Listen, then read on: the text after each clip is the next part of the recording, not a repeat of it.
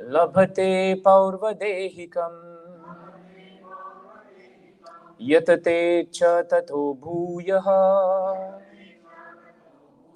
samsiddhau kuru nandana. Tatra, thereupon, tam, that, buddhi samyogam, revival of consciousness, labhate, gains, paurva dehikam, from the previous body, yatate, he endeavors, cha, also, tataha, thereafter, bhuyaha, again, samsiddhau, for perfection, Kuru Nandana, O son of Kuru. Translation and purport by His Divine Grace, A.C. Bhaktivedanta Swami Srila Prabhupada Ki. Please repeat. On taking such a birth, he revives the divine consciousness of his previous life, and he again tries to make further progress in order to achieve complete success. O son of Kuru. Please hear the purport. King Bharata, who took his third birth in the family of a good Brahmana, is an example of good birth for the revival of previous transcendental consciousness. King Bharat was the emperor of the world, and since his time, this planet has been known among the demigods as Bharatavarsha. Formerly, it was known as Ilavrita The emperor, at an early age, retired from spiritual perfection, but failed to achieve success. In his next life, he took birth in the family of a good Brahmana and was known as Jadabharat, because he always remained secluded and did not talk to anyone. And later on, he was discovered as the greatest transcendentalist by King Rahugana. From his life, it is understood that transcendental endeavors or the practice of yoga never go in vain. By the grace of the Lord, the transcendentalist gets repeated opportunities for complete perfection in Krishna consciousness. Jai Shri Prabhupada Ki. Om Ajnanatirmirandasya Jnananjana Shalakaya Chakshurun Militam Yena Tasmai Shri Guruve Namaha. Sri Chaitanya Manobhishtam Sthapitam Yena Bhutale Swayam Rupa Kadamayam Dadati Swapadantikam Vandeham Shri Guru Shri Yuttapada Kamalam Shri Gurum Vaishnavamscha Shri Rupam Sagrajatam Sahagana Raghunatham Vitam Tam Sajivam Sadvaitam Savadutam Parijana Sahitam Krishna Chaitanya Devam Shri Radha Krishna Padan Sahagana Lalita Shri Vishakan Vitamscha Dina Bandho Jagatpate Gopesha Gopika Kanta Radha Kanta Namostute Tapta Kanchana Gaurangi Radhe Vrindavaneshwari Vrishabhanu Sute Devi Pranamami Hari Priye Namo Mahavadanyaya Krishna Prema Pradayate Krishnaya Krishna Chaitanya Namni Gaure Tvishe Namaha Vancha Kalpatarubhyascha Kripa Sindhubhya Evacha Patitanam Pavanebhyo Vaishnavebhyo Namo Namaha Jai Shri Krishna Chaitanya Prabhu Nityananda Shri Advaita Gadadhara Shri Vasadi Gaura Bhakta Vrinda Hare Krishna Krishna Krishna Hare Hare Hare Rama Rama Rama Hare Hare.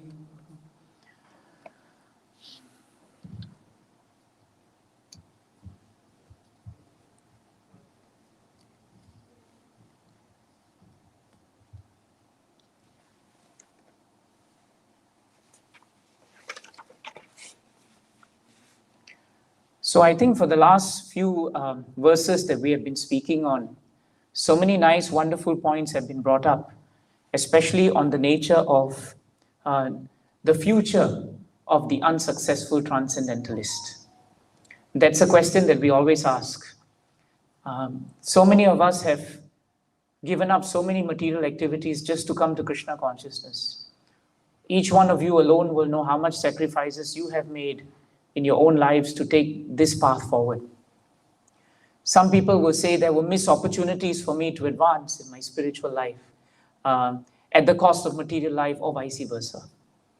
And sometimes many of us would say, if I just continued with my material life in the way I did and I did not spend so much time in Krishna consciousness, how much I would have achieved.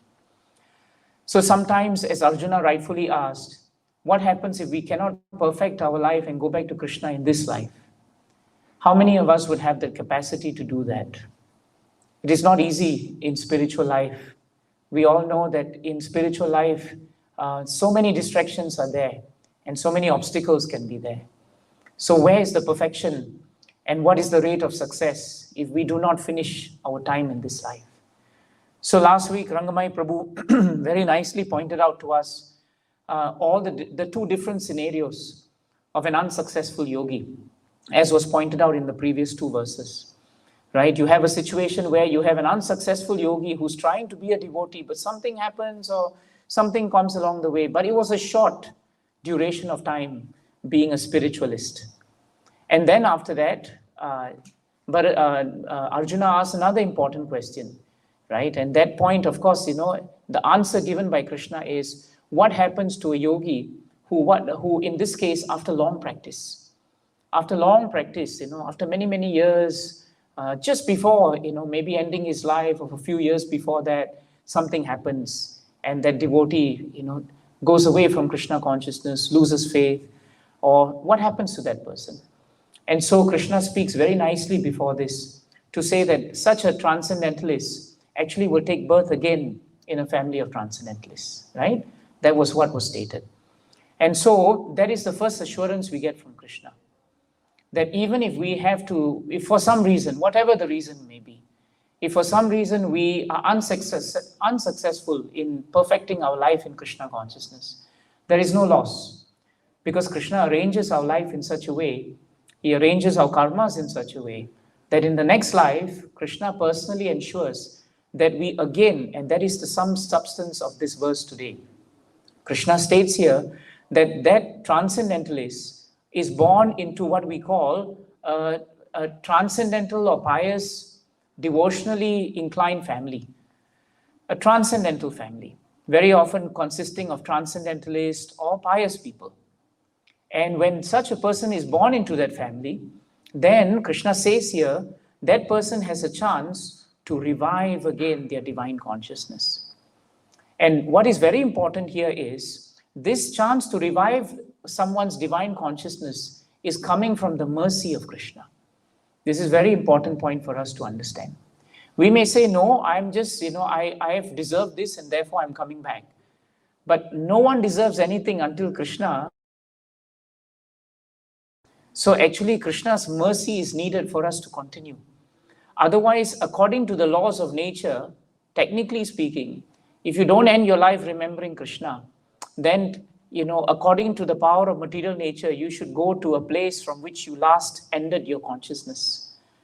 But Krishna's mercy is the important factor here. This is something we should not forget.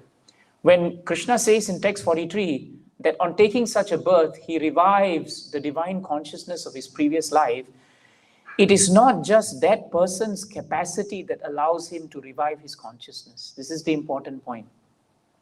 The ability for him to revive his consciousness is dependent on the mercy of Krishna. Because in the material world, that never happens. Where you end is where you end. Nothing you take, nothing you gain. But in spiritual life, where you end is where you continue. And that can only happen because of the spiritual or the mercy of the Lord. This is a very important point. Sometimes we forget that actually. So that is why Krishna gives us the chance to perfect our existence, as Prabhupada writes here, and Krishna tells Arjuna. And that devotee revives his divine consciousness of his previous life. And when he revives his divine consciousness, see the words that are used here.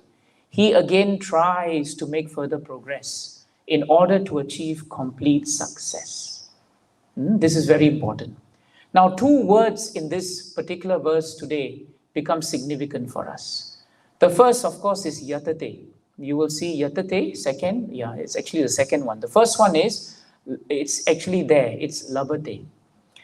Labate, if you look at the word to word, means gaining or to gain, gains. Labate, it means you are gaining something. Look at the word yatate.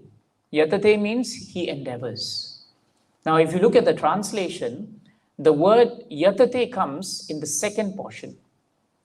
The unsuccessful yogi again tries to make further progress. That is very important. But before he can even attempt or perform his endeavor, that revival of his divine consciousness is actually under the classification of labate. It is a gain. And where is that gain coming from? It is coming from Krishna. It is Krishna's mercy. So there are two components at play in someone who has, in one sense, been a failure in transcendental life. If after he comes back to this world, there are two things that is there. Whatever he has gained from his previous stock, that Krishna preserves. He allows us, right, to keep that quota. Otherwise, by material nature, we should not keep it. By the laws of material nature, nothing we can carry from here to the next life. We can't. No degrees, no bank balance, nothing. No family. Even if you tell family members to come with you by themselves, they may not come. And what to speak of you dragging them? That's not going to happen, isn't it? So, nothing, labate, in the normal materialist life is absent. There is no gain. All the materialist does actually is yatate, just endeavor. But that endeavor is not known as yatate for a materialist. That is known as shramam. Eva hi shramam. Eva hi kevalam. Eva hi shramam. Eva hi kevalam. Right? Shramam eva hi kevalam. So much of useless endeavor in this world is put because we think that what we have now we will take back. But it's not possible. But we forget that when a transcendentalist dies, if he has not finished, supposing 60% of spiritual perfection is there, he doesn't have to worry about the 40%. Whatever 60% that's there is labate in this life. It is gained in this life. But that transfer cannot happen by his own work. It can only happen by the agency of Krishna. Only Krishna has the ability to make us remember and revive our Krishna consciousness again in this life. I'm seeing some very young children. I'm seeing some adults in various ages. And if you look at your own lives and you inspect it, you'll be surprised how many things in devotional service came very easily for you. And where many of your own peers could not give up many things, you found that you could with some association. How is that possible? It is possible because of labate. The gain that you got from previous life, Krishna, by his kind mercy, he transferred it over here. That is the point here for us to understand. And after he transfers it here, the matter doesn't end. Because there's only so much you can write on. Krishna's mercy is causeless. Therefore, without cause also he can give you mercy. But Bhagavatam and Bhagavad Gita tells us that his mercy is attracted by your endeavor. That endeavor is yatate. That endeavor is your trying. Here it is stated as endeavors. Here it is endeavors actually. So once the unsuccessful transcendentalist gains the mercy of Krishna, then he must on his own act and try to, as Prabhupada writes, he translates here, he must try to make further progress in order to achieve complete success. That one we cannot blame Krishna, Prabhus, Matajis. We should not blame anyone. That trying depends on us. And that is where we cannot just simply be sentimental in devotional service. We cannot keep making the same mistakes and say, oh, I need mercy to get better. I need mercy to become a better devotee. Mercy is coming. But where is our yatate? Where is our endeavor? What will be the change from the previous life to this life? Or will it be the same nonsense that we did before that made us fall that we will do again in this life? So you see, devotional service is as much mercy as it is your endeavor. And it is your endeavor that attracts more mercy of Krishna. So this is very important. Otherwise, sometimes we are in the habit of blaming the whole world and Krishna except ourselves. Why we are not making progress in this life? That is no one's fault. Krishna already brought us so far by giving us so much gains. Now we have to reciprocate and we must go further. So this point is the point of what Prabhupada is speaking in the purport. Prabhupada is narrating a wonderful episode of King Bharat that he already alluded to and Rangamai Prabhu also alluded to before. And you know the first part of Bharat Maharaj's life. You know the part when he became a deer. And now Prabhupada is specifically now talking about him in the entire purport. So there's a reason why this is there. And that is why Prabhupada says now the focus is on actually Bharat Maharaj. See the purport. Prabhupada says that King Bharat took his third birth in the family of a good Brahmana. And before that, Prabhupada says, he was actually Bharat Maharaj and he was emperor of the whole world. So he was very glorious actually. Now, when we look at this particular part of Bhagavatam, which is in the 5th canto, 9th chapter, this point of labhate and yatate will actually come out very clearly. And that's why His Divine Grace has actually taken this particular episode. There's always a reason why Prabhupada gives purports in a certain way. It's up to us to actually pray, chant, study, and get realizations actually. So in Bhagavatam, it is nicely stated actually that Bharat Maharaj took actually his birth. He took his birth at that time in the family of very pious Brahmanas. This is a very important point for us to know.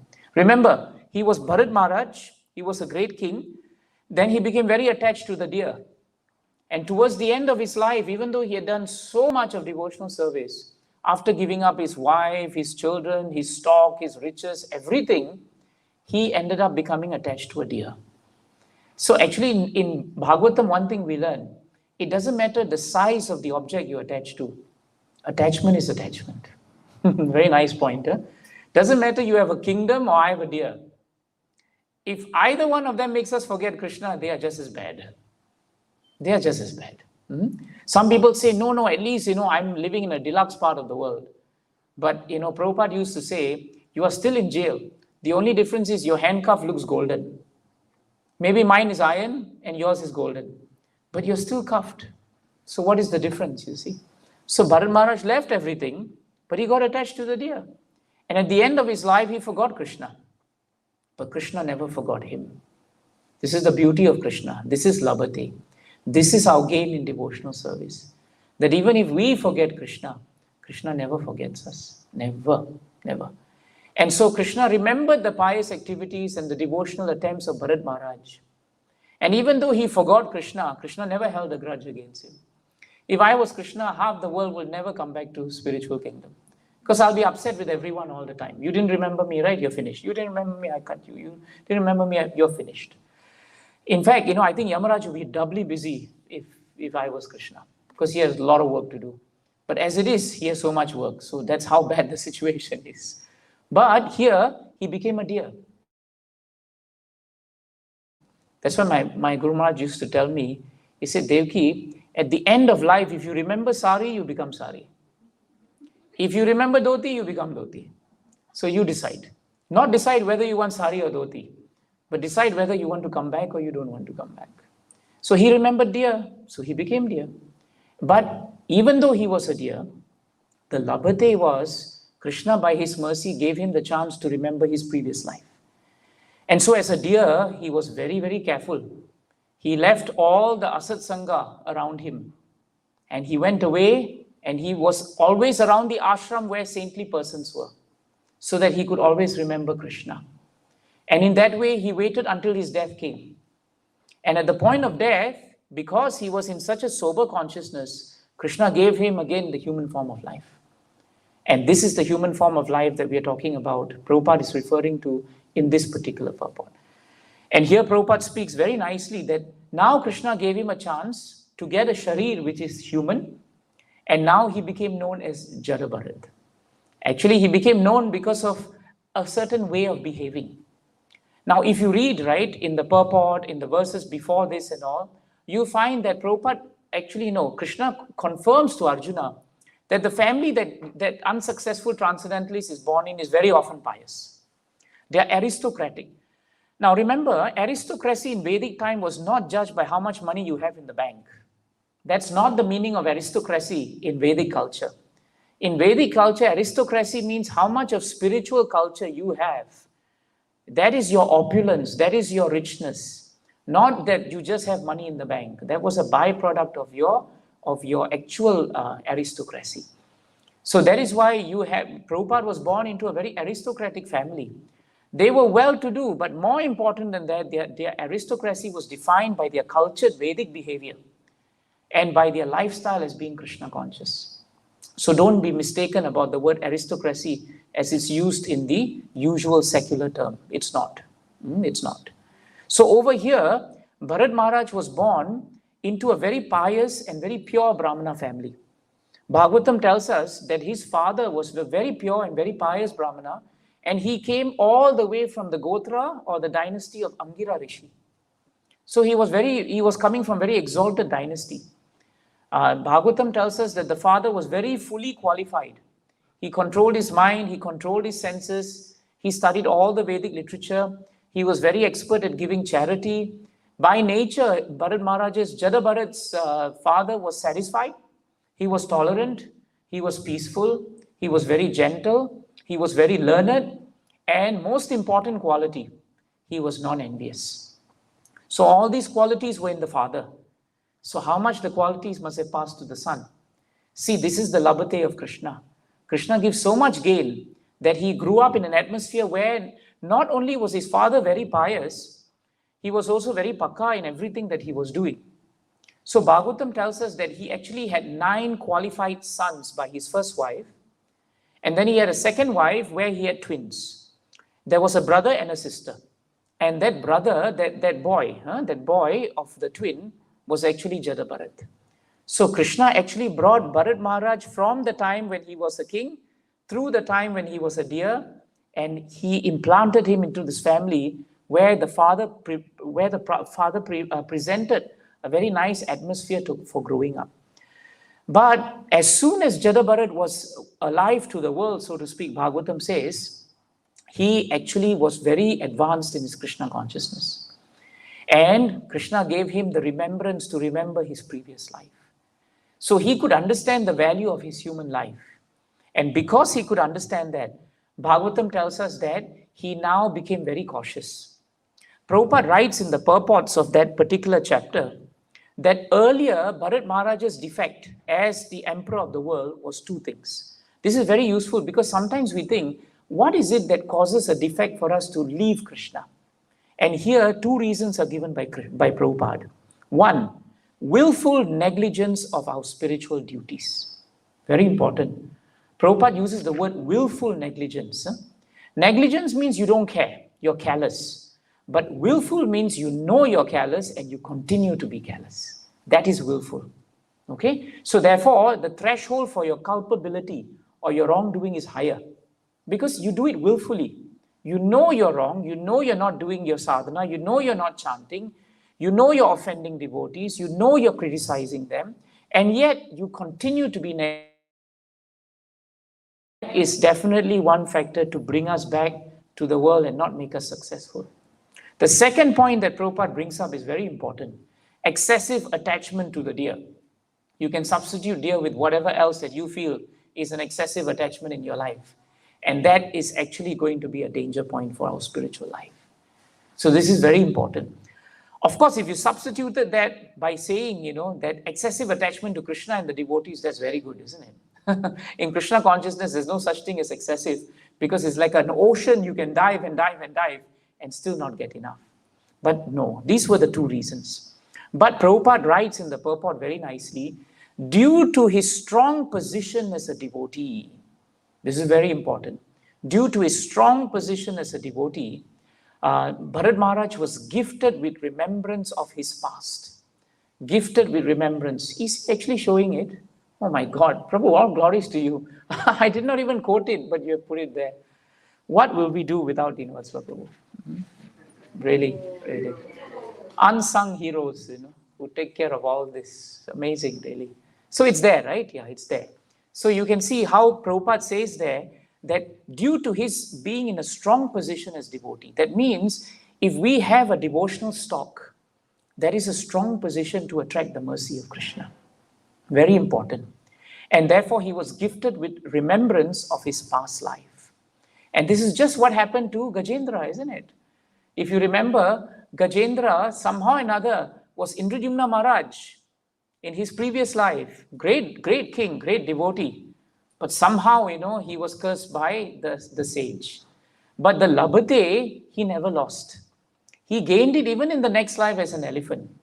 And Krishna gave him, at the point of his danger, full consciousness and remembrance of how to pray to Krishna. You see? But don't forget, Gajendra made so much effort to turn to Krishna, despite all his difficulty. He had so much of effort to try and remember Krishna.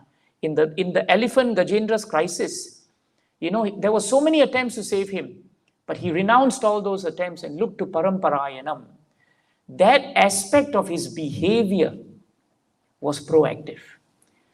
So Krishna consciousness is not about sitting back, please give me mercy.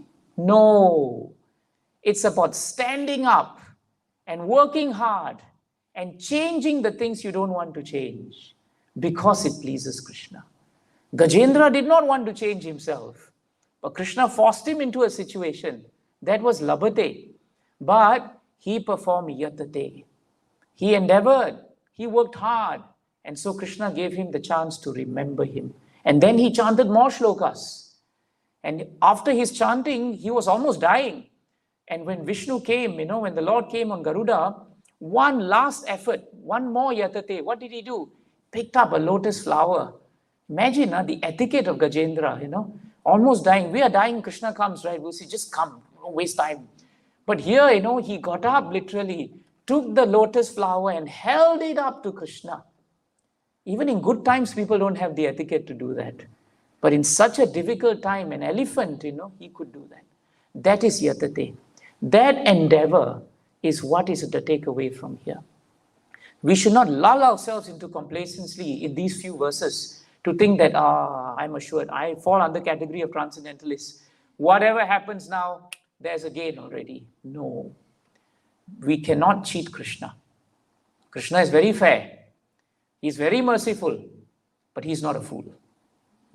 Krishna is not a fool. Krishna is extra intelligent. As Prabhupada has said, if you want to cheat Krishna, Krishna will transcendently cheat you. So we should not take such a chance. So in this shloka, you will find it is in that purport, we understand very clearly now what is the defect that brings us away from Krishna. What is the effect of us coming back to Krishna? Strong position as devotee, gifted with the remembrance of past life. And one more quality, one more endeavor, yatate, that is very important there. I think it's staring at your faces, is the word repentant. Isn't it? It's there.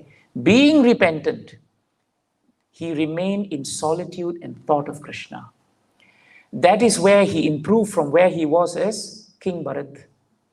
Because as King Bharat, he remained in solitude by name. But actually, he was having a party of a time with the deer. Never mind, it was just one. One is enough to bring us down, He just needed one attachment. But here, he was very careful. He was very careful. And he was repentant in his heart. That's why 31:13. Yastvatra baddha iva karma biavritatma bhutendriyasa yamanyim avalambya mayam aste vishuddham avikaram akanda bodham atapyamana hridayam avasitam namami. It's in the unborn child's prayers. 3rd canto, 31st chapter, I think 13th verse. 12 is first and then 13 is second prayer, right? So in that verse, you see the line there.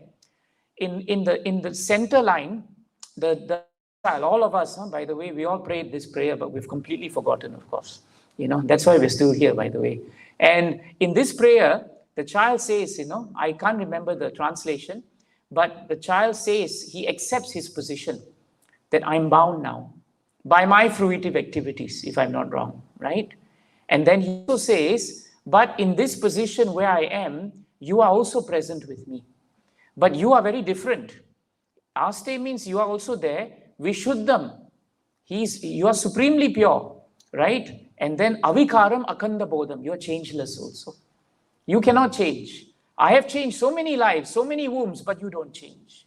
You don't change. And then he says something very nice. Atapyamana hridayam, right?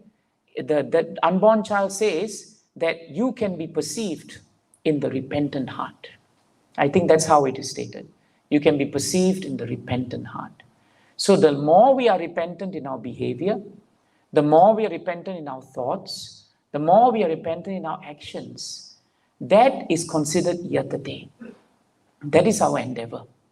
And that yatate will attract labhate. It will attract the gains, because the gains come from Krishna.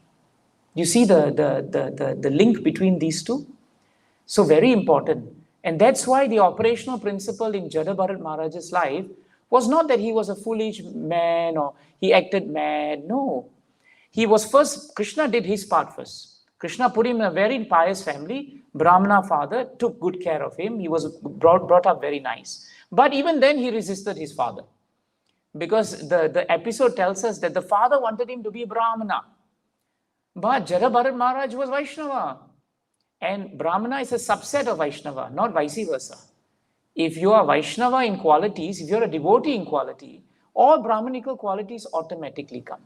No separate endeavor is needed. So what happened was, Jada Bharat just behaved like a very dull person. Because he thought that by being dull, by withdrawing my senses, like Bhagavad Gita says, you withdraw your senses like a tortoise. By withdrawing my senses from the world, people will think I'm silly and stupid. And when someone thinks you are dull, they tend to leave you alone. And even if they disturb you, because you are so dull, after a while they get bored, People only like, right, to disturb you when you react. Let me tell you that secret. If they slap you, they want you to slap them. That's what they want. If you don't slap them, they'll slap themselves. Because they don't know what else to do, you see. So Jada Bharat was very smart, actually. He thought, I've wasted 2 lives already. So he became afraid of actually mixing. He was afraid of asat sangha.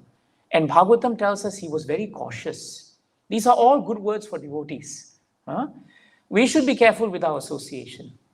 We should be cautious about who we mix with. Even in devotional community, we should be very careful about gossips, about prajalpa, about criticisms. And where it is there and we are not capable of refuting it, we should leave. Otherwise, these things linger in our minds. And at the end of our life, instead of thinking of Krishna, we'll think of somebody. And what is the point, What is the point? We become very attached to it, you see. I have told you before, my Guru Maharaj was a very young boy when there was a very rich man about to die in the village. And, he was in like coma and he wasn't talking. And his children were wondering where the father's wealth was because he wasn't speaking. And then he was ready to speak and the doctor called everyone and the children went eagerly to the house to see what he will say, who he will give it to, But this man was so attached to the wealth, Maharaj told us that at the point when he did speak, he said, my neighbor had taken 2 spoons of sugar, asked him to give it back. That's all he remembered before he died. Maharaj was a little boy, but because they were all distantly related, he was there, he remembers it. And he remembers his grandmother telling him, his grandmother, taking care of some sugar or shouting something she was saying, and his grandfather saying, don't forget our neighbor. If you have to remember Krishna, please forget who has taken sugar and who has not taken sugar. And our mind is very smart. Small things it has capacity to magnify. Nothing actually is there, but it lingers and lingers and lingers. So Bharat Maharaj as Jada Bharat became dull, blind and deaf, like a madman. But in this way, he was saved from bad sangha. This is very important. But within, Bhagavatam tells us, he was constantly remembering Krishna. This is a very important point. His father was very kind to him. He tried to make him a Brahmana. But Jadabharat just resisted it. He was very alert. He did not feel that this was very important. And Prabhupada writes very nicely this point, Prabhupada says that actually as a devotee, we should be more interested in our devotional service. There are so many rituals that will come and go. There are so many ceremonies that will come and go. But our dharma is to please Hari. In fact, when you have time, you look at the 5th canto, right? 9th chapter, 4th verse. In that 4th verse, Prabhupada writes in the purport very nicely. He quotes, I think that famous verse, Dharma swanustishta pumsam vishvakshena kathasu yaha not padayet yadi ratim shrama evahi kevalam. Very nice point. Duties that are executed by men, regardless of occupation, are only so much useless labor if they do not provoke attraction for the message of the Supreme Lord. This is a very important point. And that's why whatever we do, Hari Toshanam is the main point. Are we satisfying Krishna? Not satisfying our own selves. This is the point to be understood. And that's what Bharat Maharaj was living by. But as time would come and time would pass, we came to realize that his father also left this world. The father died. And with the father, his mother also passed on. And so Jadabharat was left only with his 9 brothers. Now the 9 brothers, they were very skilled in Karmakand portion of the Vedas, and they were very good with all that. But they were not kind to Jadabharat. They treated him with disdain. They looked down on him and they thought that his intellect was not very good actually. So despite all the attempts of the father to make him better, Jadabharat did not improve. But when his father left this world, Bhagavatam tells us that his brothers, they did not care for him. Instead, they used him. Bhagavatam tells us that they used him. They realized that he was such a dullard. He was so dull in his mind that he was only good perhaps for taking care of the fields, for taking care of, the grass, doing some menial work. And Bhagavatam tells us, that whenever he worked very hard, and that's one thing about Jadabharat Maharaj, he worked very hard. Whatever work was given to him, he did very seriously.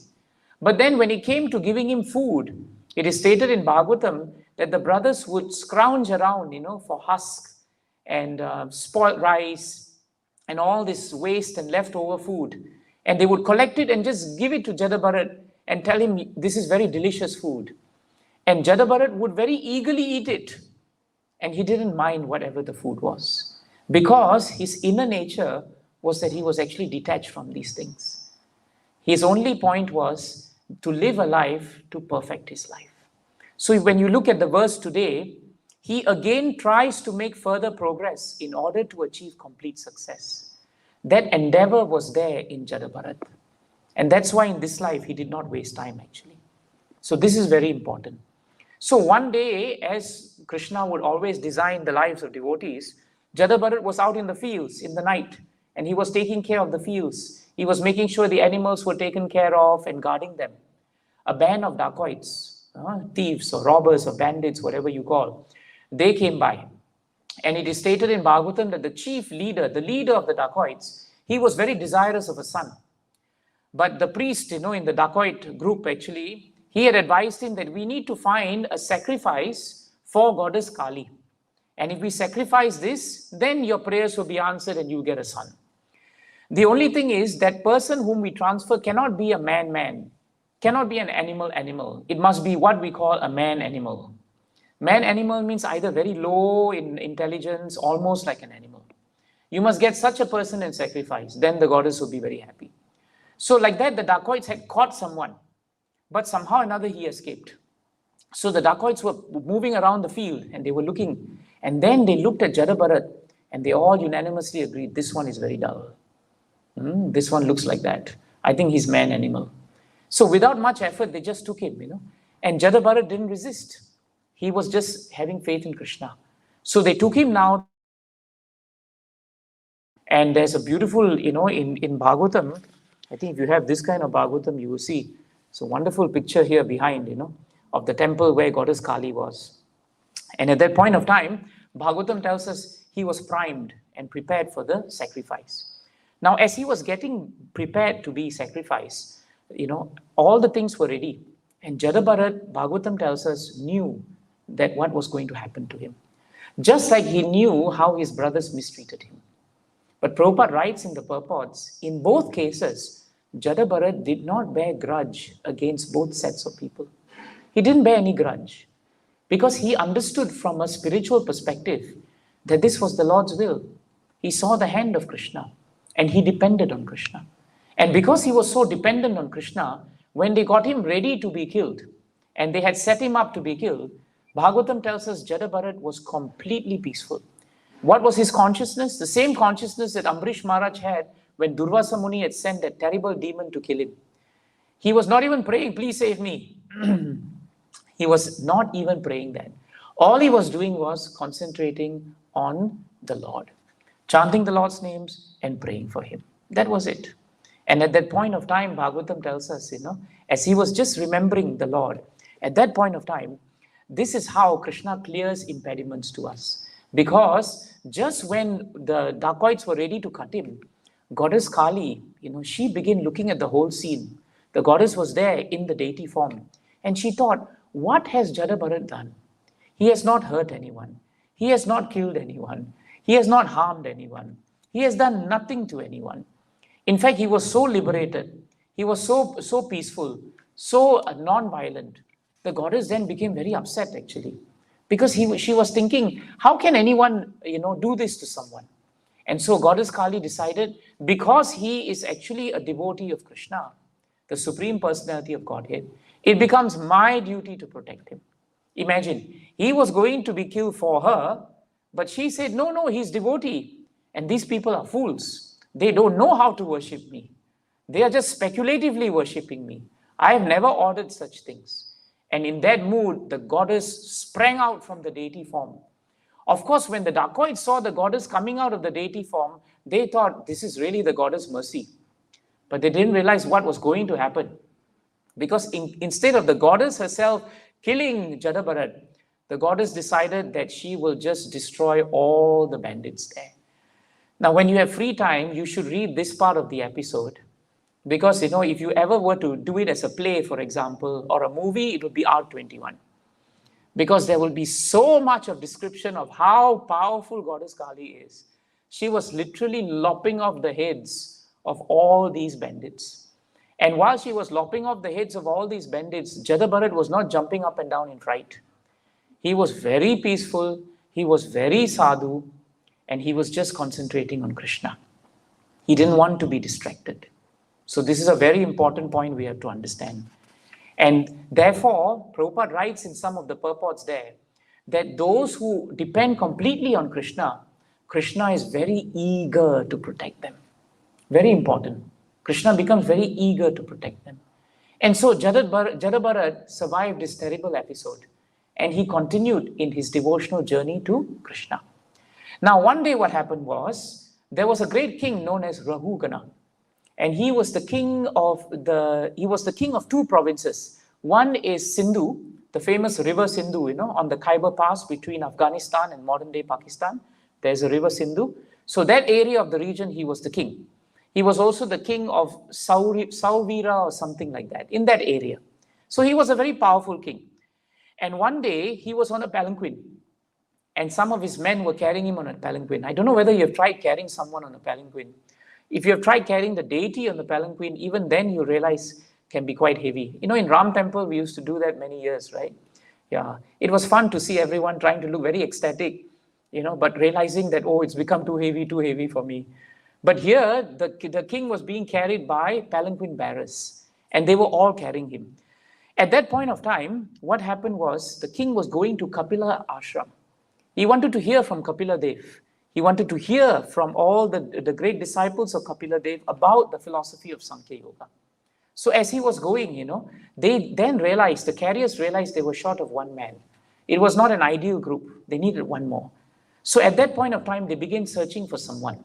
And by chance, Bhagavatam says, they came across Jadabharat walking by, looking like a dull madman. That's the thing about him. He didn't look sick. He looked very young and very strong. And so, they thought, yes, he looks capable of carrying big loads, So what they did was they just called him over and they told him, now come in there and carry. So ordinarily, another bearer falling into step should make the king's journey easier.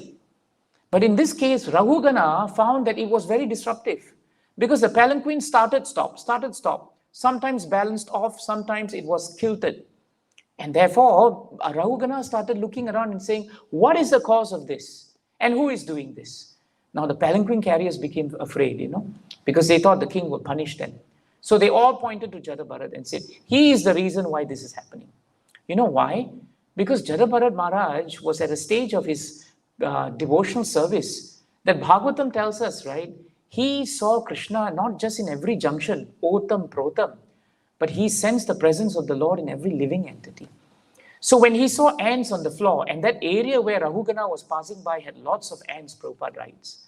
So he was very cautious. When he took one step forward, he would move this way and that way because there were ants moving. Sometimes he took 3 steps backwards. You imagine, you take 3 steps backward, all your friends carrying the palanquin are trying to move forward. What will happen?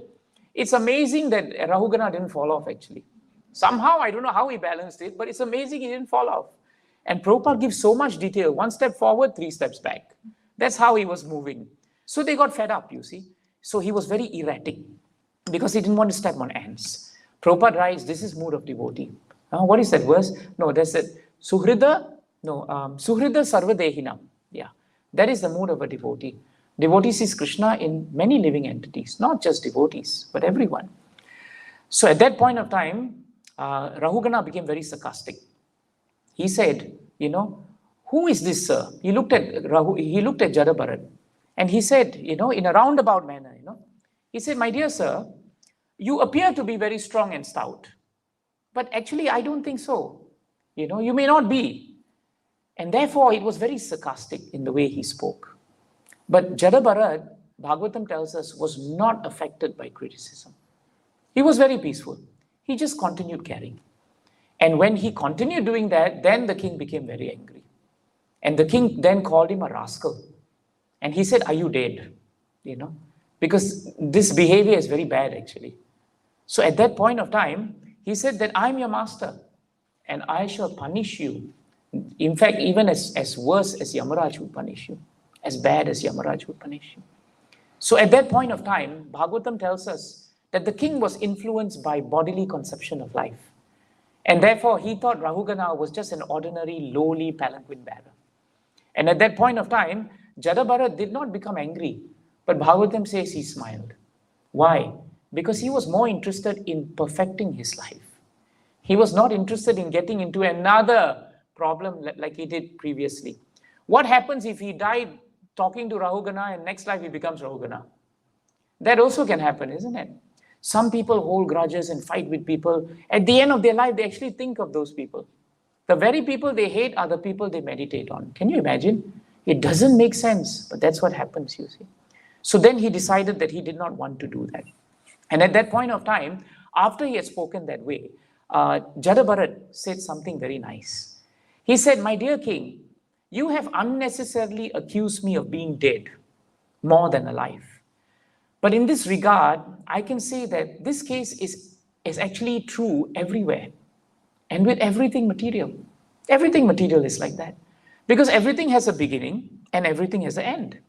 And as far as you are thinking that you are the king and you are the master and you are trying to order me, that is also incorrect because our positions are temporary.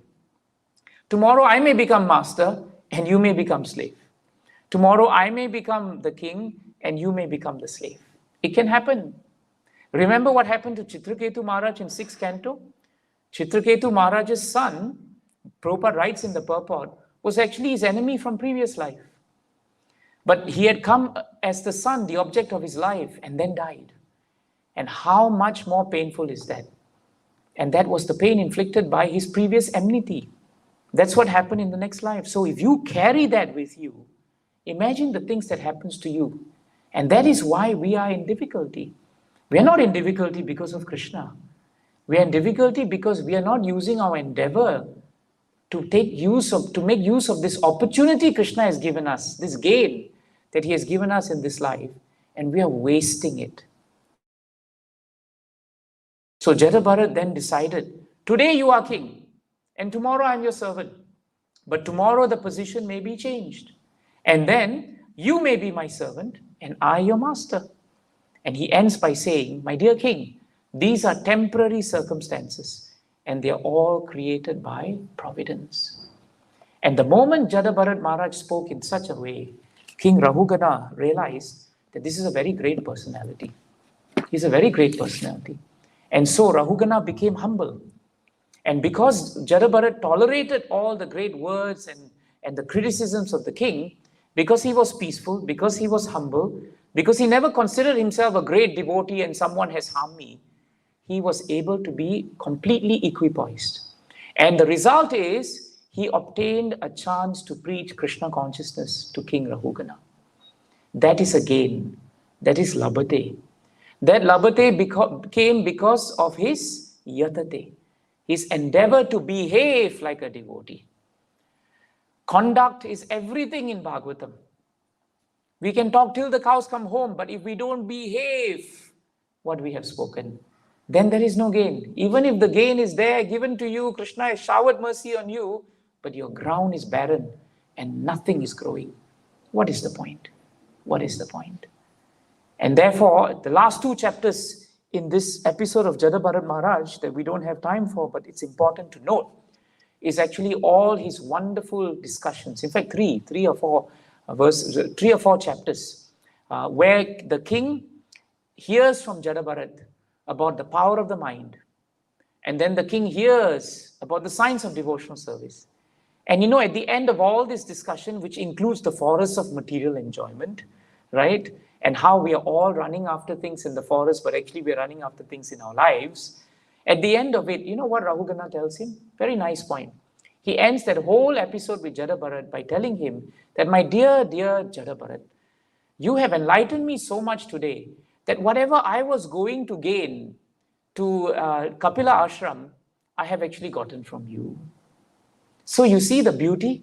When one works very hard for Krishna, yatate, based on the platform of what Krishna has given him, labhate, that devotee is able to become an instrument for further gains for other devotees and other living entities.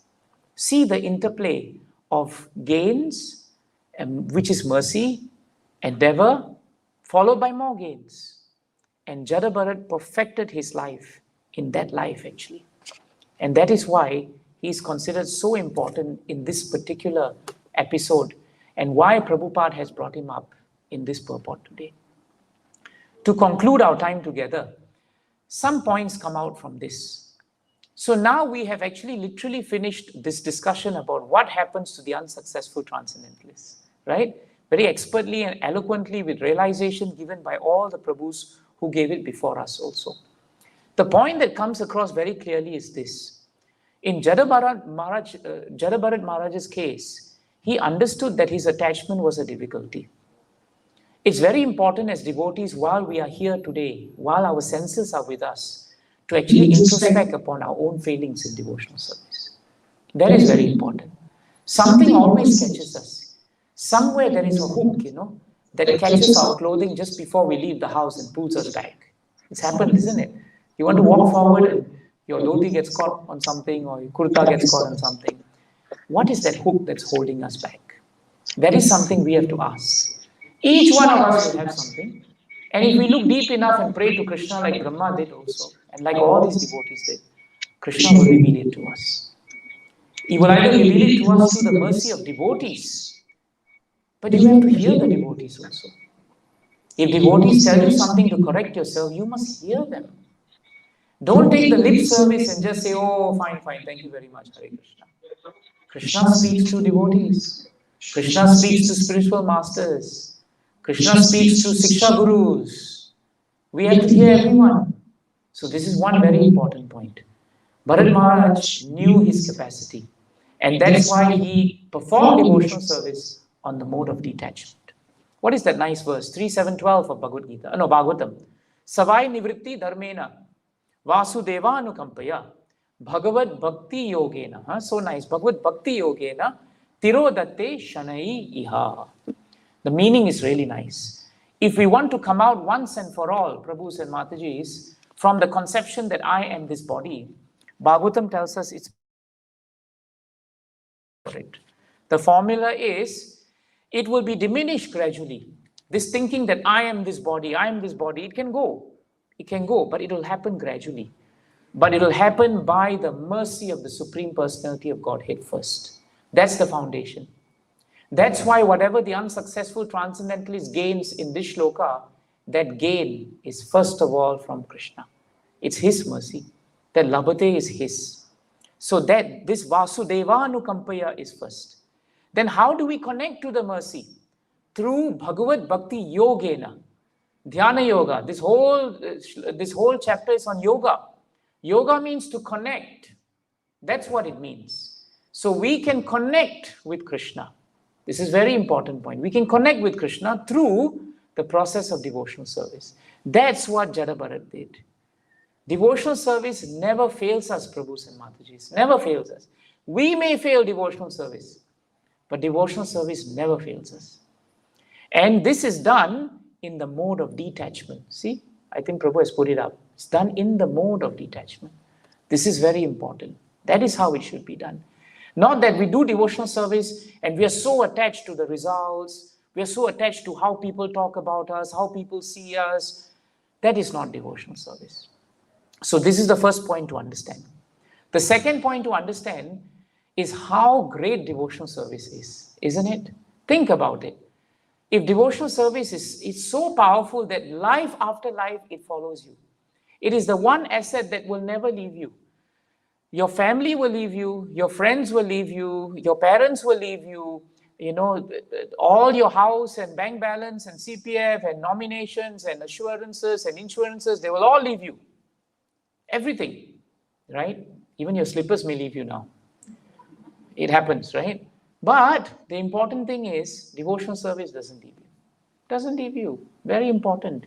Na karhinchin matparaha shantarupe nang shanti no me nimishole dihitihi yeshamaham priya atma sutascha sakha guru suhrido daivamishtam. I think it's 325:38. 325:38. There, Kapila Dev tells his mother. And it's interesting, right? Because Rahugana was going to Kapila Ashram. And Kapila Dev tells his mother this glory of devotional service. He says, my dear mother, anyone who receives this transcendental opulence, what is that? That is bhakti. They will never leave them. No time can kill bhakti. And this has been proven by Krishna in these few verses. Time cannot kill your devotional service. That is your labhate. And another important thing is, weapons also cannot kill it. No kind of weapon. The weapon of the tongue, the weapon of anything, any Hiranyakashipu's weapon, nothing can kill it. It will never leave you. And the important thing is that Krishna is so kind that you can accept him in any form. Swayam Prakash Prabhu brought up this verse, a few weeks ago to talk about how kind Krishna is. And in the purport, Prabhu was mentioning how Prabhupada says that in some places in Bengal, the deity is so kind that when a devotee dies and always saw the deity as a child and they had no children, the deity would perform all the funeral ceremonies. Can you imagine that? The deities would do it. Lord Ram did it for Jatayu. Jatayu was a failure. He could not save Sita. He was materially bankrupt but spiritually very rich. And that is why the Lord completed his funeral. And the Lord said to Lakshman at that point when Jatayu left his body, that today I weep not for Mother Sita, even though that weeping is overwhelming. But today I weep for the loss of a great devotee who served me with faith, love, and sincerity. So this is the glory of devotional service. Where is the loss? There is no loss in devotional service. It's so nice. And Prabhupada and Swayam Prakash Prabhu pointed out that I think more than 2 or 3 times Prabhupada says Krishna will not cheat you. Isn't it true?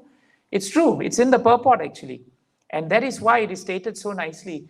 Krishna will be accepted as one's best friend. He will never cheat. He will always give friendly advice and friendly protection to the devotee. If Krishna is accepted as a son, he will never die.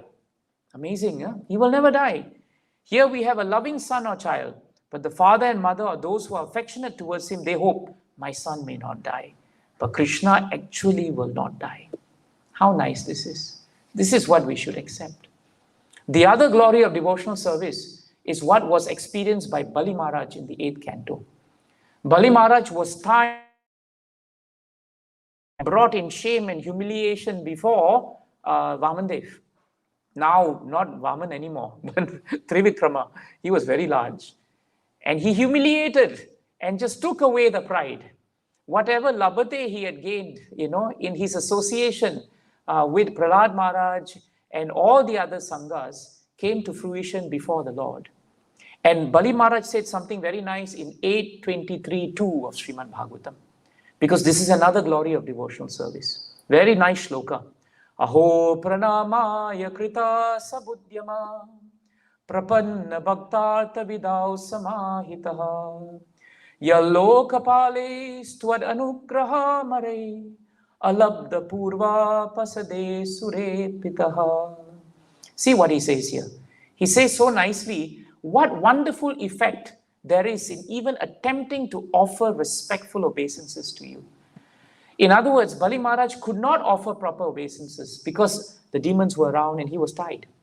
But he offered it through his heart, and Krishna gave him so much more. In fact, Bali gained more than Indra. He gained more than Indra. And in the purport, Prabhupada says, that is why there is no loss to devotional service. Swalpam api yasya dharmasya trayate mahato bhayat. No loss. That's the point of 643 today. No loss. And Krishna is bhava grahi janardana. Right? He takes the essence of your devotional service. He ignores all the other things. Whatever nonsense, never mind, he will ignore. But the essence he will take. How kind he is. Why should we not use this life to perfect our lives? Why do we want, never mind, I'll take another life, and another life, and another life. Why? So we have to yatate. We have to endeavor. That is very important. And one last point I want to share with you before I end. It's a very nice verse, from Padyavali that I really like. There, Rupa Goswami quotes this verse.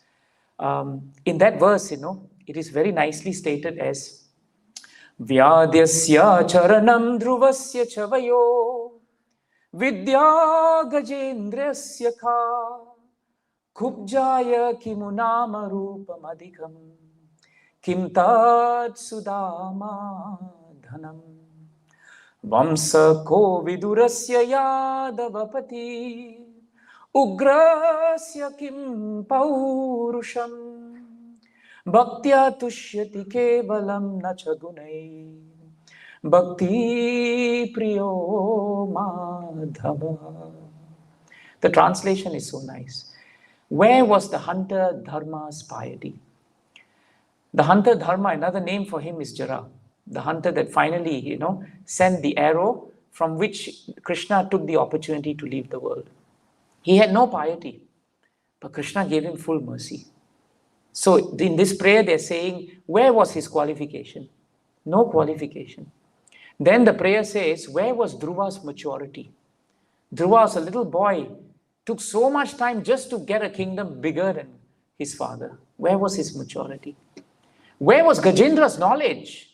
He was a lusty elephant running after his she-elephants and thinking he was very powerful. Where was his knowledge? After all, he was elephant. Where was Kubja's beauty? Kubja had no beauty. She was a hunchback. There was no source of attraction at all. Where was Sudama's wealth? Sudama was poor as poor can be. No one will be more poorer than Sudama. So where was his wealth? Where was Vidura's noble birth? Vidura was called by Duryodhana in the 3rd canto as the son of a kept mistress. That's what he was called. So where was his noble birth? Where was Ugrasena's chivalrous strength? Because Ugrasena had no strength in chivalry. He was very weak. He had nothing. But in Padyavali, Rupa Goswami tells us, Lord Madhava is pleased only by devotional service and not by material qualification. That is our labate. Now we have to work to reciprocate. Grantaraj Srimad Bhagavatam ki, Srila Prabhupada ki, Srila Gurudev ki, Thai Gaura Premanande.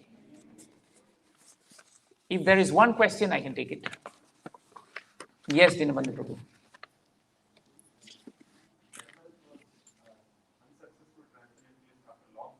The emperor was unsuccessful transcendental. Jadabharat was unsuccessful transcendentalist after long practice, yes.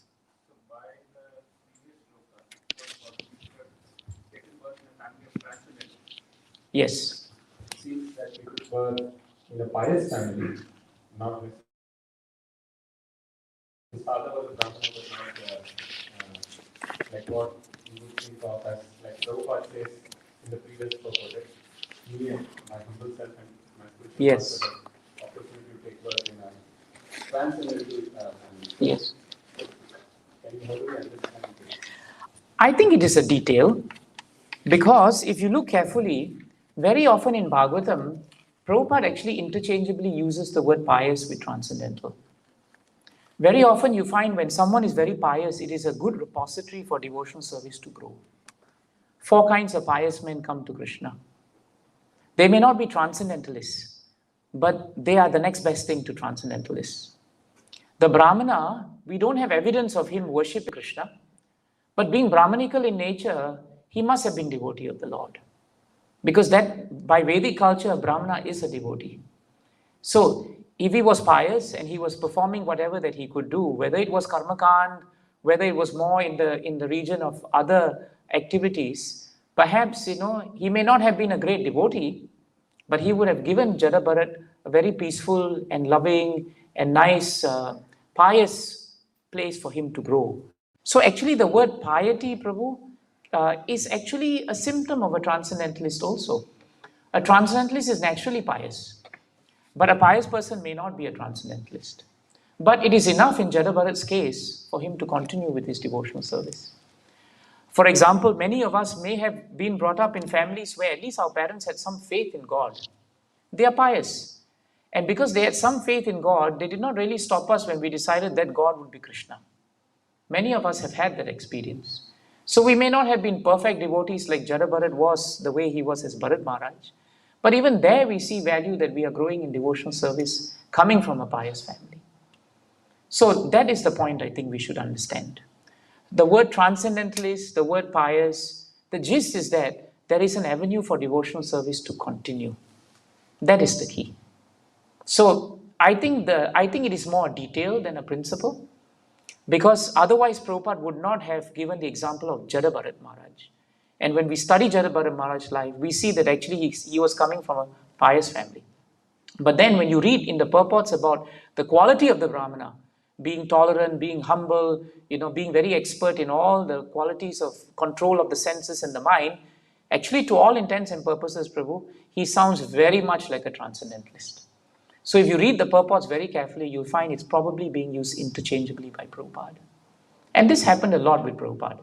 Sometimes Prabhupada, in the same purport, Prabhupada said that he in his third birth, just a few lines down in his next birth.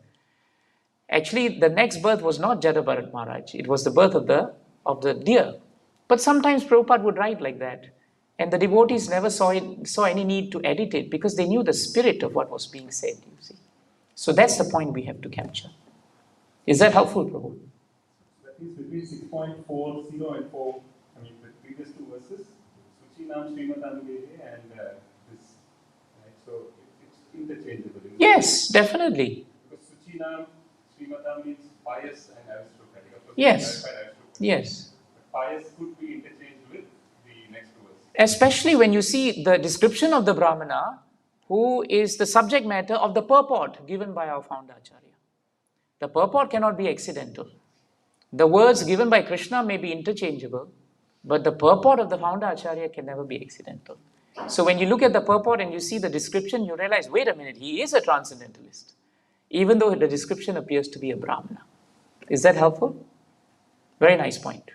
Thank you, Prabhus. Thank you, Matajis, for your time. Sorry I took a bit more time, but these purports of Bhagavatam are so relishable, sometimes we need a bit of time. So now let's get ready to rise and let's chant very ecstatically Gaura Arati and dance for the pleasure of the Lord. Hare Krishna. Jai Shri Prabhupada ki.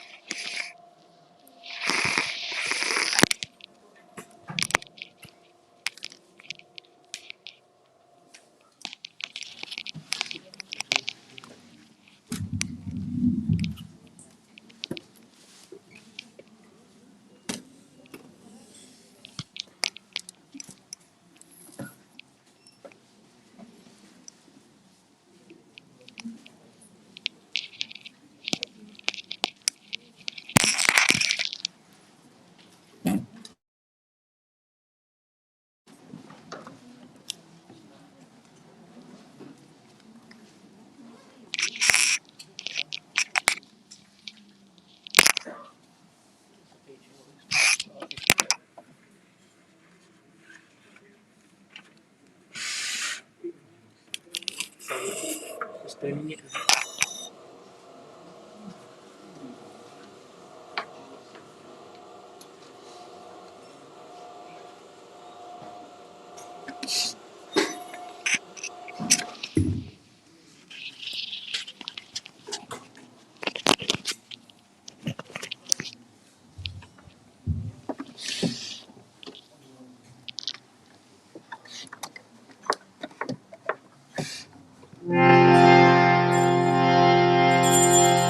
Shri Shri Jagannath Baladev Subhadra Mai ki Jiva Jayo Jayo Gaura Chande Arati Kashobha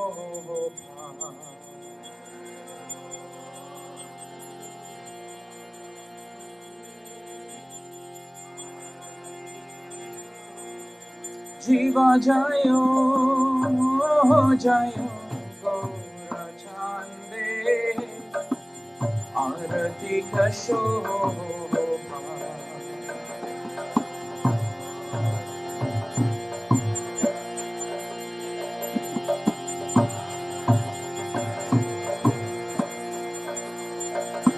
Jahanavi Katha Vahane Jagamadalo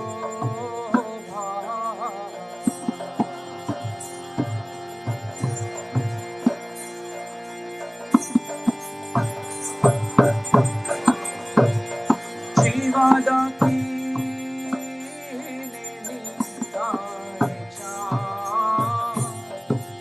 Mane Gadadhara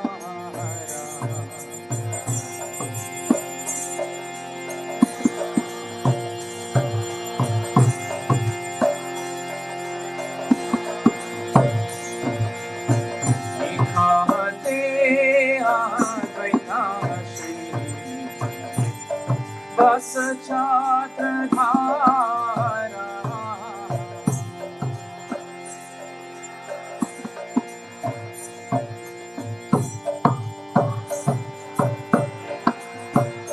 Jiva Boshi Achelo Raja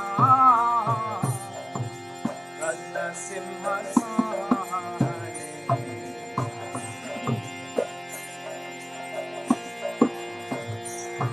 Jai Gauranga Mahaprabhu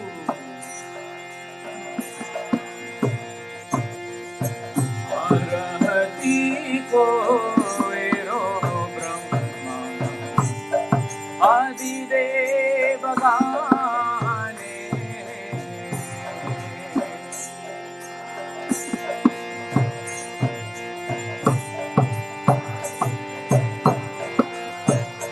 Jivanara Hari Adi Kori Shamara Dunaya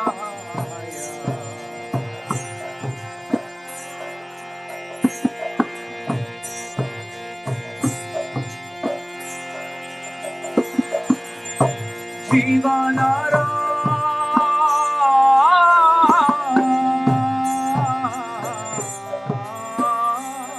Hari Adi Kori Shamara Dunaya Jivanara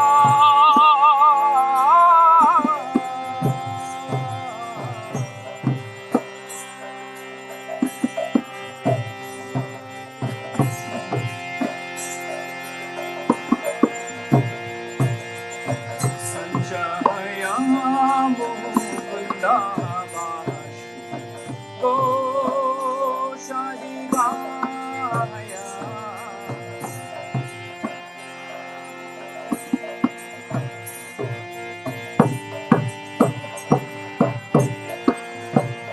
Jiva Shankha Bhaje Ganga Bhaje Bhaje Karatala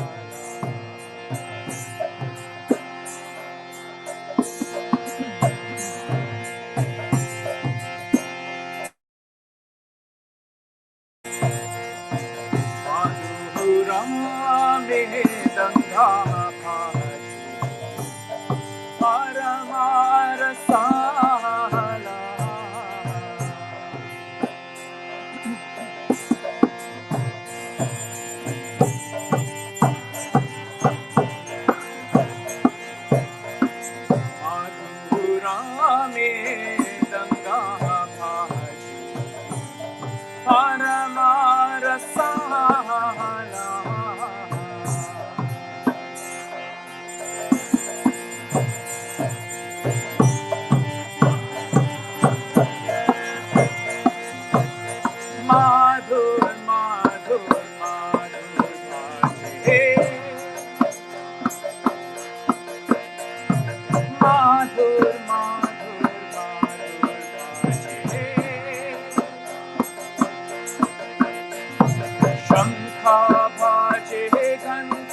bhaje, madhur madhur madhur bhaje.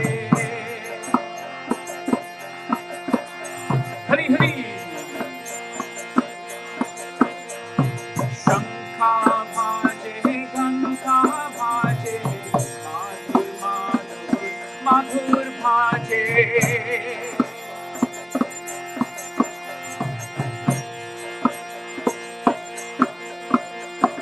Shankha bhaje, ganga bhaje, madhur madhur madhur bhaje.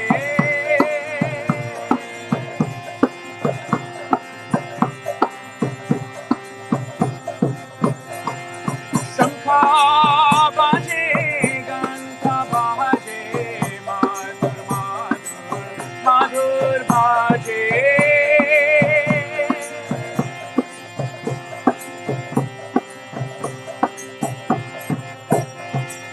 Madhur madhur madhur bhaje.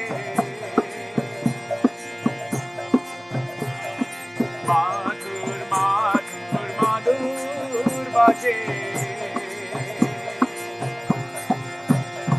Hari Bol, Hari Bol, Hari Bol, Nitai Gaura Hari Bol, Hari Bol.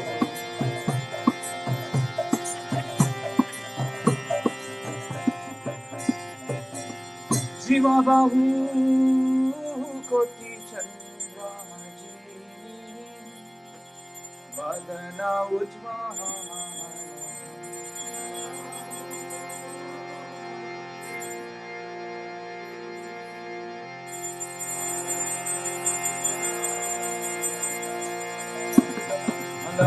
Dese Kore Jala Mahala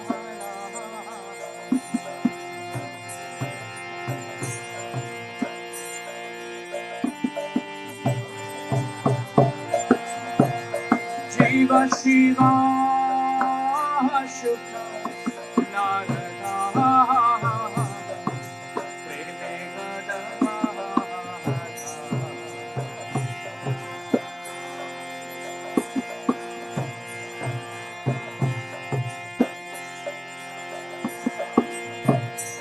Shiva Shiva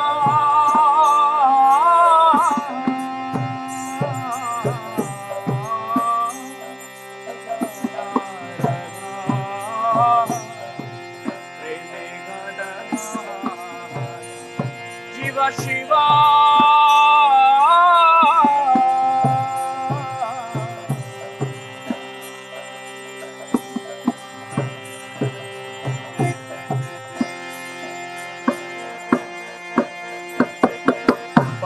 Bhakti Vinodare Gaurara Sampana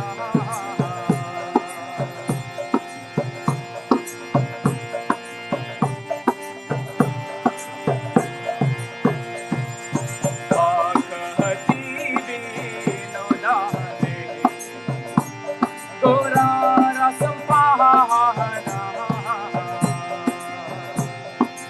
Jai Bhakti Vinod Thakur ki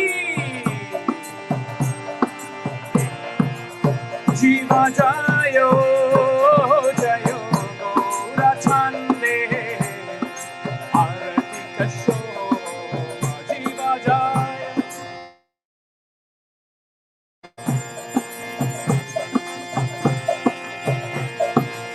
Jiva Jayo Jayo Gaura Chande Arati Kasho Jiva Jayo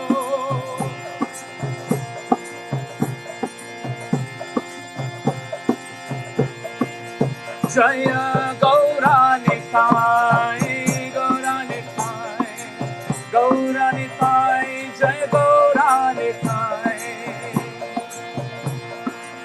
Jai Gaura Nitai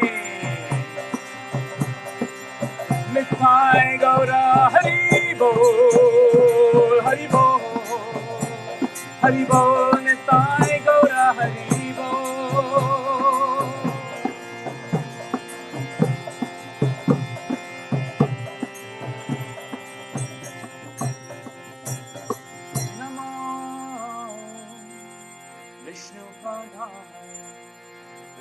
Krishnaya Bhutale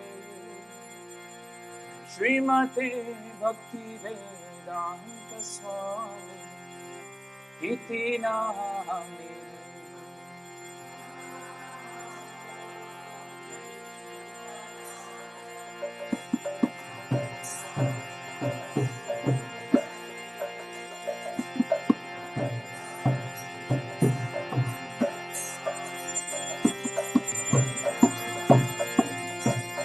Namaste Saraswate Deve Gauravani Pracharine Nirvishesha Sunyavadi Astyathyade Sathari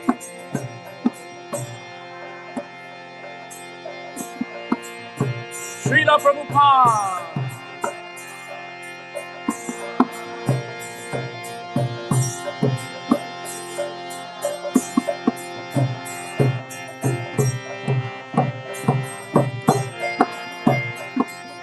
Jaya Shri Krishna Chaitanya Prabhu Nityananda Shri Advaita Gadadhar Shri Vasadi Gaur Bhakta Jaya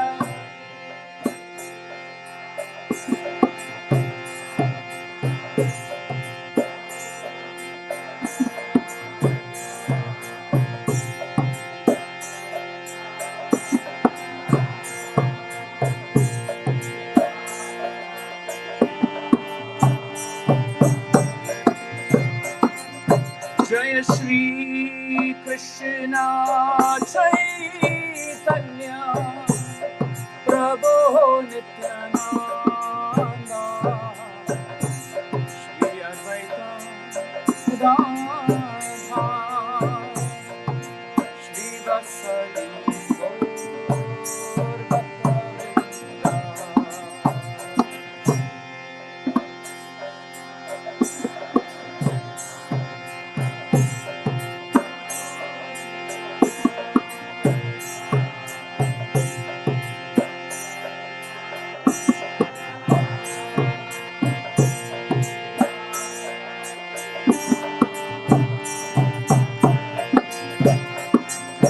Jaya Shri Krishna Chaitanya Prabhu Nityananda Shri Advaita Gadadhar Shri Vasadi Gaur Bhakta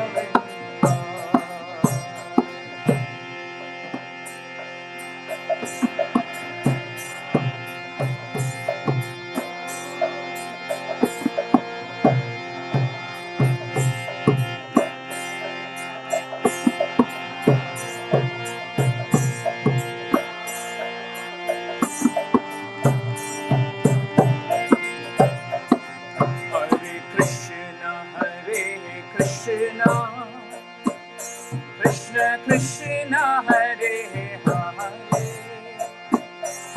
Hare Rama Rama Rama Hare Hare Hare Bol Hare Krishna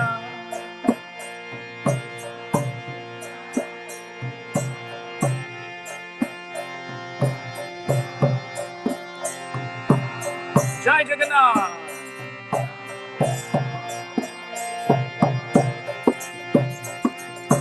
Hare Krishna Krishna Krishna Hare Hare Hare Rama Rama Rama Hare Hare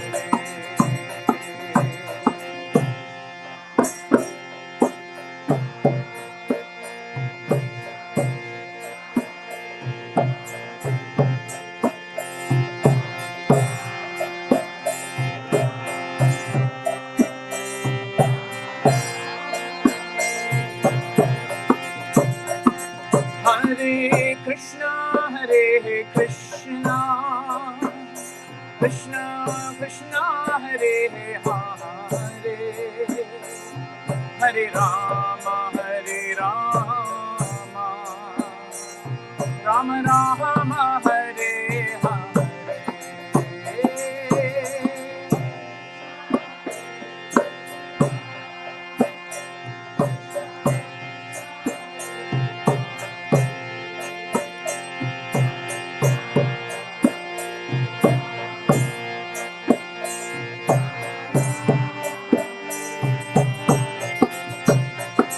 Hare Krishna, Krishna Krishna Krishna, Hare Hare, Hare Rama, Rama Rama, Hare Hare.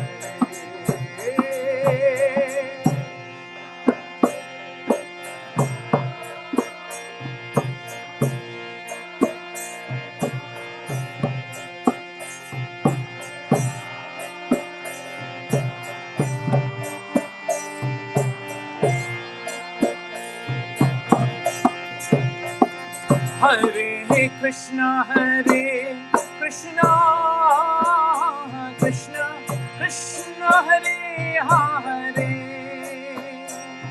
Hare Rama, Rama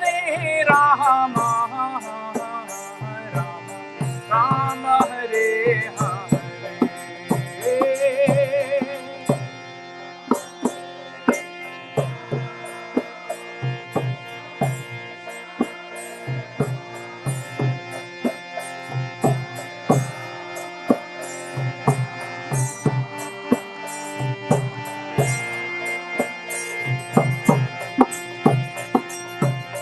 Hare Krishna, Krishna Krishna, Hare Hare, Hare Rama, Rama Rama, Hare Hare.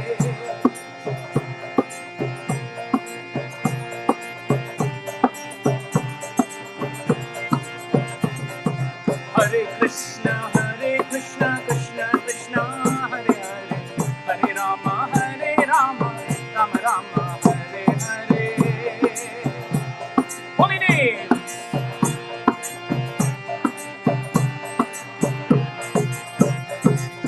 Hare Krishna, Krishna Krishna, Hare Hare, Hare Rama, Rama Rama, Hare Hare.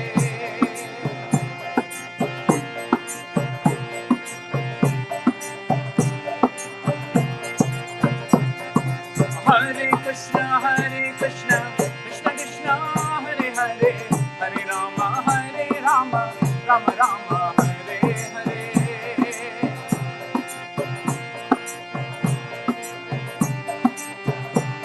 Haribo! Jaya Jagannath Swami, Jaya Jagannath.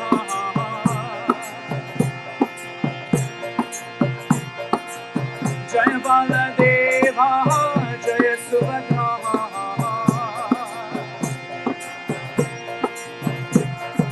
Jaya Jagannath Swami, Jaya Jagannath.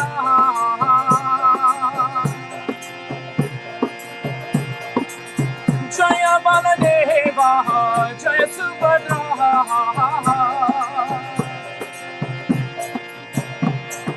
Hare Krishna, Krishna Krishna, Hare Hare, Hare Rama, Hare Hare, Hare Hare. Hare Krishna, Krishna Krishna, Hare Hare, Hare Rama, Rama Rama, Hare Hare. Haribo! Jaya Jagannatha, Jagannatha, Baladeva, Jaya Subhadrama. Jai Jagannath!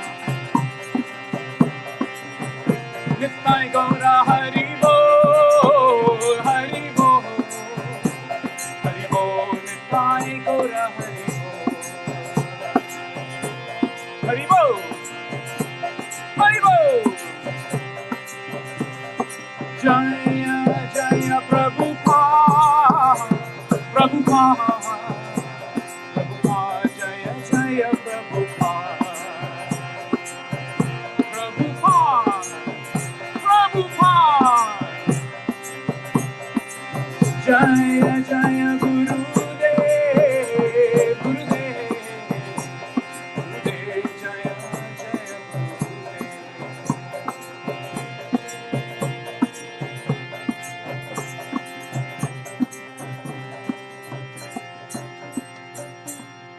Jai Om Vishnupad Paramahamsa Parivrajacharya Stottra Sat Srimad His Divine Grace A.C. Bhaktivedanta Swami Srila Prabhupada Ki Jai Om Vishnupad Paramahamsa Parivrajacharya Stottra Sat Srimad His Divine Grace Srila Bhakti Siddhanta Saraswati Thakur Maharaj Ki ISKCON founder, BBD founder, BI founder, Bhakti Kalachetra founder, His Divine Grace A.C. Bhaktivedanta Swami Srila Prabhupada Ki Namacharya Shri Haridas Thakur Sat Sat Goswami Prabhu's Ki Ananta Gauri Vaishnava Vrinda Ki Prem Sakho Sri Krishna Chaitanya Prabhu Nityananda Shri Advaita Gadadara Srivasadi Gaura Bhakta Vrinda Ki Shri Shri Radha Krishna Gopa Gopinath Shama Kunda Radha Kunda Giri Govardhan Ki Shri Vrindavan Bhumi Dham Ki Shri Mathura Dham Ki Shri Mayapur Navadvip Dham Ki Nilachala Purushottama Cheta Jagannath Puri Dham Ki Chakratita Vamna Cheta Dwarka Puri Dham Ki Ganga Mai Ki Yamuna Mai Ki Srimati Tulsi Vrindaya Devi Ki Samveda Bhakta Vrinda Ki Jai Shri Harinam Sankirtan Yajna Ki Hare Krishna Mahamantra Yugadharma Ki Grantaraj Srimad Bhagavatam Ki Nithai Gaura Prema. All glories to the assembled devotees. All glories to the assembled devotees. All glories to the assembled devotees. All glories to Sri Sri Guru and Sri Gauranga. All glories to Srila Prabhupada Ki. Namaste Narasimhaya.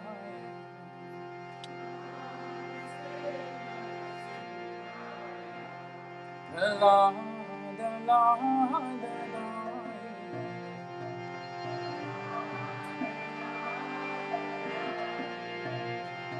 Hiranyakashi Purvaksha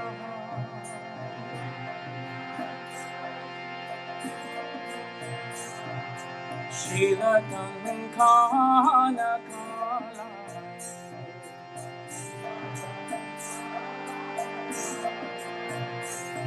Ito Narsingha Bhagato Narsingho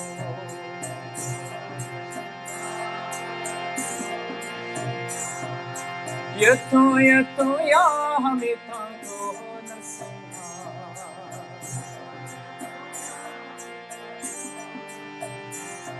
Bahir Narsingha Hridaye Narsingha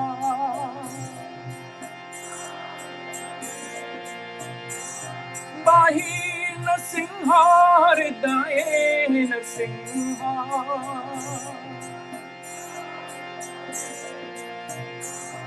Narsingha Madhim Sharanam Prapade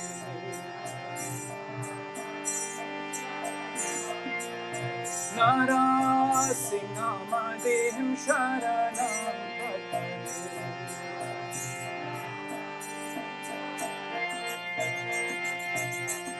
Tavakara Kamala Vare Nakha Adbhuta Shringa Dalita Hiranyakashipu Tanu Vrinda Keshavadrita Narahari Rupa Jai Jagadisha Hare Jai Jagadisha Hare Jaya Jagadisha Hare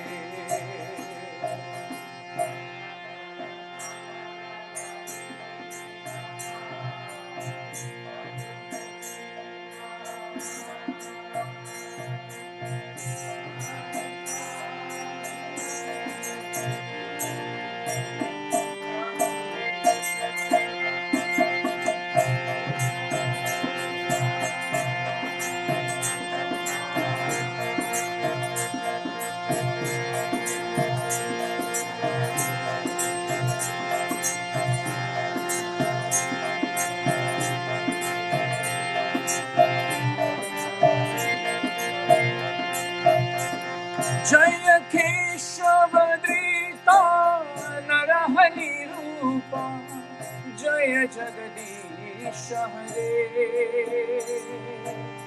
Jai Jagadish Hare, Jaya Jagadish Hare,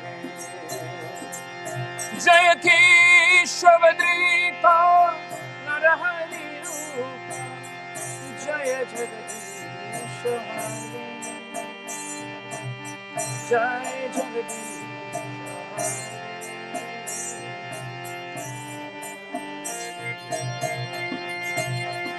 Jaya Nrsimha Dev, Jaya Nrsimha Dev, Jaya Nrsimha Dev, Jaya Nrsimha Dev.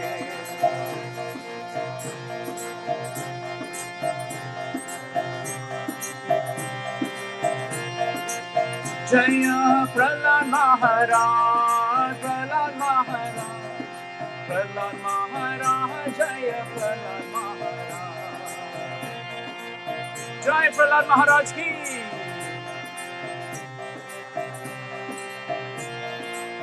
Jaya Narahari, Narahari, Narahari, Jaya Narahari.